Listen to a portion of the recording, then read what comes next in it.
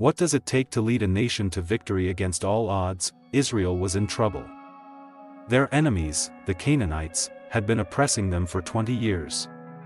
Their leader was a mighty general named Sisera, commanding an army of 900 iron chariots. No one in Israel dared to rise against him, except one woman. Her name was Deborah. But how did she inspire an entire army to fight and win? Stay with us as we uncover the remarkable story of Deborah, the woman who saved Israel in battle. Israel had once been strong, but now they lived under fear. They had turned away from God, and as a result, He allowed the Canaanites to rule over them. Their military strength had faded. They had no weapons, no leaders, only fear. But in the midst of this darkness, one woman stood out. Deborah. Unlike other leaders before her, Deborah was not a warrior. She was a judge, a prophetess, and a woman of wisdom. People came from all over Israel to seek her guidance.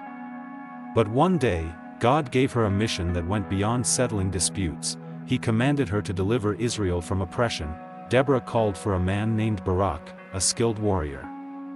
She told him, "The Lord commands you to take 10,000 men and go fight against Sisera's army.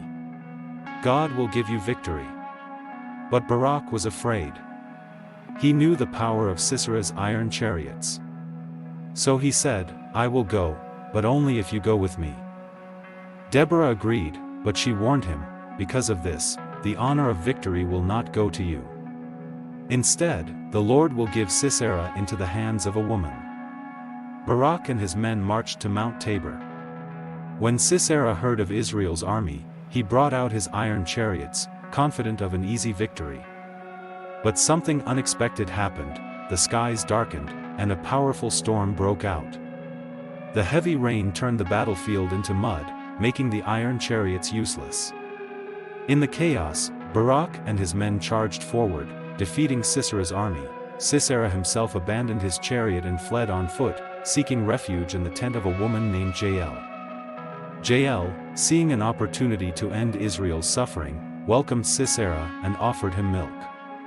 Exhausted from battle, he quickly fell asleep. Then, with great courage, Jael took a tent peg and drove it through his head, ending the enemy of Israel once and for all. Just as Deborah had prophesied, the victory did not go to Barak but to a woman. Israel was free, but what can we learn from Deborah's story today? Lesson 1, Leadership is not about position, but obedience. Deborah was not a warrior, but she led with wisdom, courage, and faith. True leaders trust God's direction more than their own strength. Lesson 2, Faith overcomes fear. Barak hesitated, but Deborah moved forward in faith.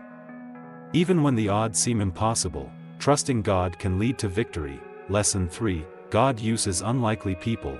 A woman, Jael, was the one who ended the battle. This reminds us that God can use anyone, no matter their background, to fulfill His plans. If God could use Deborah, a judge and prophetess, and Jael, a simple woman in a tent, what could He do through you? If this story inspired you, let us know in the comments. What lesson from Deborah speaks to you the most? And don't forget, if you enjoyed the story, more stories are coming to keep you warm and inspired. Just hit the subscribe button, like, share and comment. Check out another inspiring video right on top. See you on the next video.